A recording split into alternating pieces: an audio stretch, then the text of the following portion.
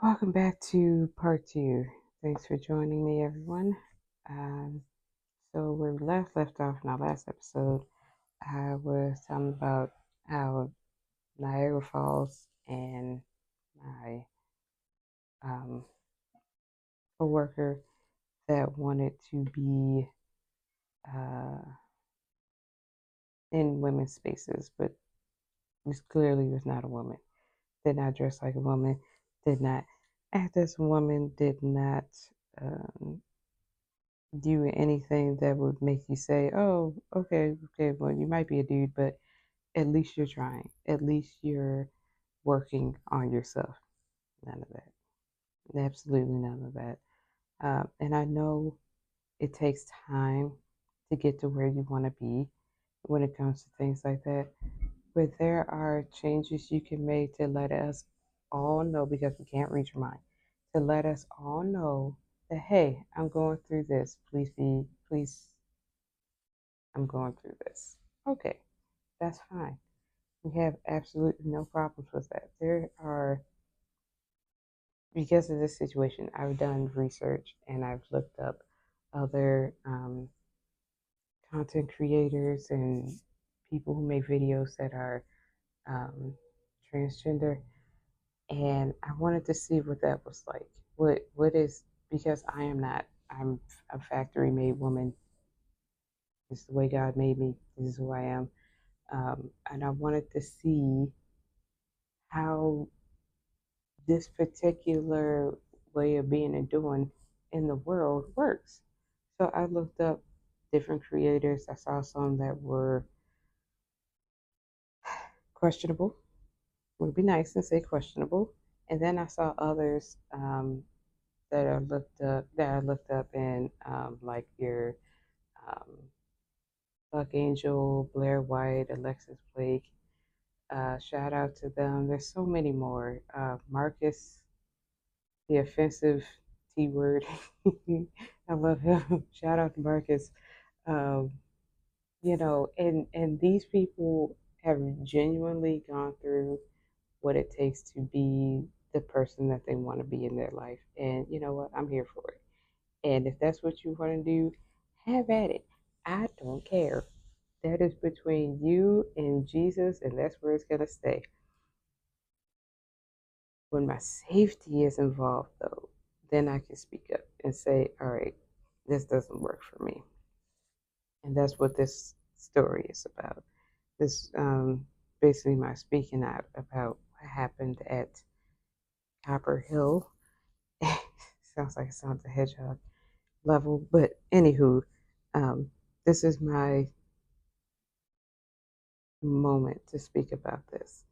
It's happening more than you think it is, and because women are so beat down and silenced by the men that don't want this known, it's really hard to get the word out, which is why you have to strike while the iron's hot. Women, ladies, if you have been through this, speak up.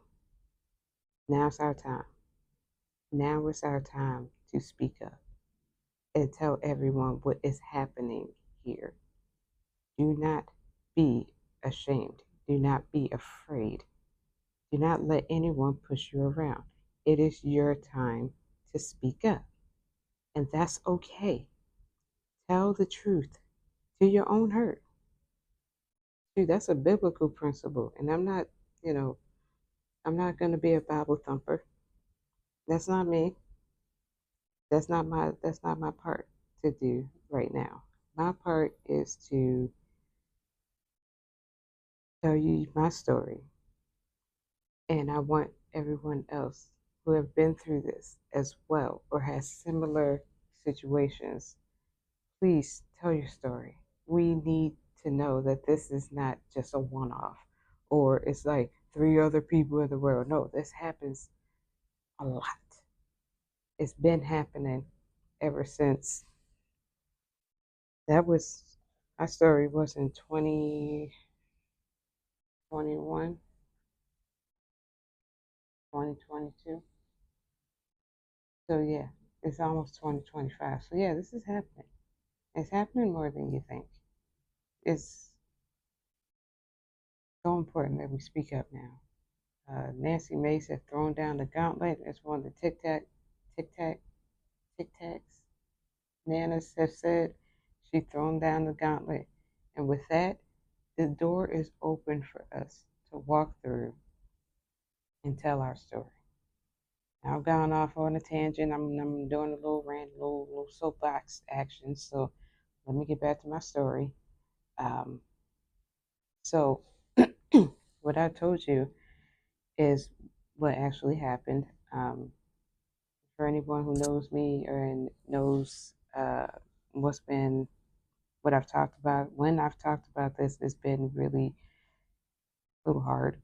Um, I talked to my mom about it. My mom's like, you know, my mom and my best friend all mixed up into one neat little package. So I told her what happened, and she said, "Yeah, that that feeling you have is when you've been violated."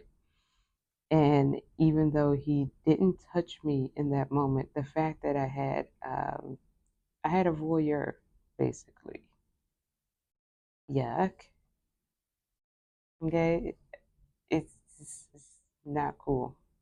Voyeurism, eh, yeah, that's why she said that you were violated, and I'm like, holy smokes, help me now, Jesus. So, um, I didn't know what to do, and I called my husband, and at the time we were living apart, still are, but he only lived like 20 minutes away instead of 3 hours away.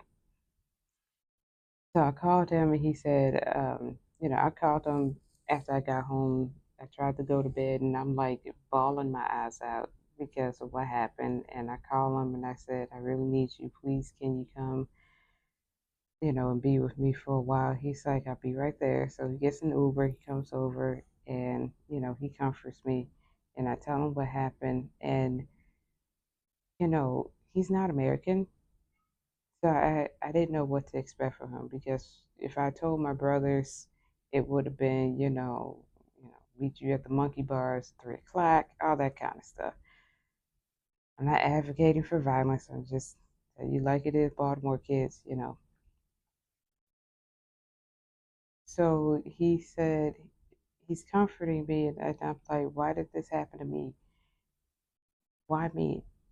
I wasn't doing anything. I was just minding my monkey fighting business, trying to get some work done, trying to make a few bucks to live comfortably. Why, why me? And what he told me was quite profound. He said it had to be you because you're one of the people that can do something about it. That's why it had to be you. And so I thought about it, and I was quite comforted. He's good at that when he wants to be. Shout out to the husband.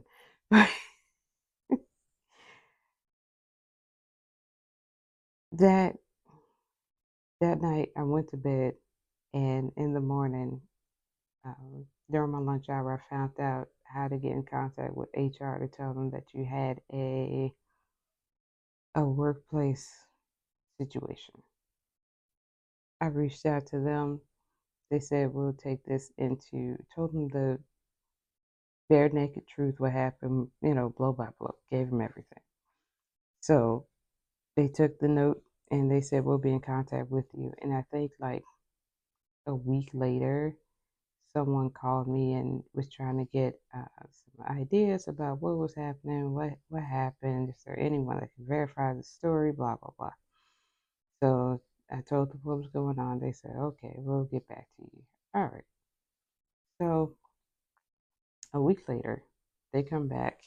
Another week goes by, and as the week is going, I'm getting these horrible, terrible migraines. We're talking, I can't get out of bed. Everything hurts. Head hurts, neck hurts, and it's really from anxiety because I am so anxious about going to work and seeing that I can't even use the bathroom, and seeing that this man will be watching me use the bathroom. It gave me such bad anxiety. I had to go um, get a sick note for like a few days because it was like one day, okay, it happens here and there, it happens. 2 days, okay, it's really hanging on. But by day three, I was like, okay, something's wrong. So I called my doctor. She's busy. She fits me into the schedule, and I tell her what's going on. She gives me a note to give to the work, so it's not like I'm just, bailing on them. The note, it's your basic doctor note, but she told me, um, she gave me some tips on how to get through um, a less than perfect work situation, and the tips helped. It was basically, if you can avoid this person, um, you know, try not to um, be polite, but you'll have to be their best friend, like that kind of stuff. Um, and I did that. I did that. But the sheer anxiety caused me to be really sick for a while. Um, it wasn't pretty. And these migraines from anxiety were it was the absolute pits. Uh, I've never had that happen before, but also I've never had someone blatantly watch me in the bathroom either. That wasn't like, it was my mom looking out for me or something like that. Not, the normal stuff. Not a whole man watching me in the bathroom like that. I've never had that before. And it freaked me out. And anxiety decided to just camp out, head, neck, shoulders. I mean, my whole body was just racked with, it was just pain. It was painful. So I get a call from the HR people a week later, and they basically told me uh, that I am to use the gender neutral bathroom. Okay, the gender neutral bathroom was all the way in the back in the warehouse somewhere no one ever goes. It's not like it's by anything, it's not nearby. I'm the one, the factory made female. I'm the one by HR that gets banished to the gender neutral bathroom. Why can't he use the gender neutral bathroom? He's the problem, not me. I'm just being me and doing my work. He's the one that's not being respectful to women. Why can't he use the gender neutral bathroom? Yeah, that happened. So, um, I told the lady that I have been um, essayed before, and that I was not comfortable with doing that because, okay, the gender neutral bathroom is all the way in the back in the corner in the dark, and then they have a big old man going back there. Ain't nobody gonna mess with him. But a little girl, I'm little, like I'm only 5'2", so you can't see me when I'm walking or coming because everything's so tall. But you can see him. So they, because they knew he was coming and that he was, um, you know, one working on his transition, we'll say that, they created that space just for him, and he won't use it. He will not use it. Even when the bathrooms were unavailable, he held it until he could go to the ladies' room again. After the plumbing issue was over, you waited. Why would you wait when there's a whole nother bathroom over yonder. We didn't like using that bathroom because it was a little freaky. We didn't. I don't get it. I'll never get it. I don't get it. I don't get it. So, um, she basically, the HR lady basically told me that, yeah, this person has um, medical papers and all this kind of stuff. And we all know how easy it is to just go in 20 minutes later, you got yourself uh, the other hormone for, you either got the XX or the XY, uh, you know, it's so easy to do. We all know that. So that to me didn't mean anything because I could call my doctor right now and be like, yeah, I feel like a dude today. Give me some stuff. Make it happen. 20 minutes. I got a whole prescription. So just because there's medical up there doesn't mean anything. Now, and another story I'll tell you about the actual real life, honest to goodness.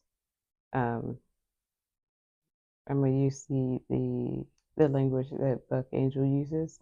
The actual real life transsexual that I worked with in another building. And when I say he's awesome, he's awesome. So stay tuned for that. That'll be in the next episode, I think. And but for this one, we'll wrap it up and say the hillside, Copper Hill, they were not on my side. They were not on the women's side because other women spoke up and they were basically banished to the GN bathroom that they created just for him. They created just for him because they knew he was coming. And they did that for him and he won't even use it. Make it make sense. It won't make sense.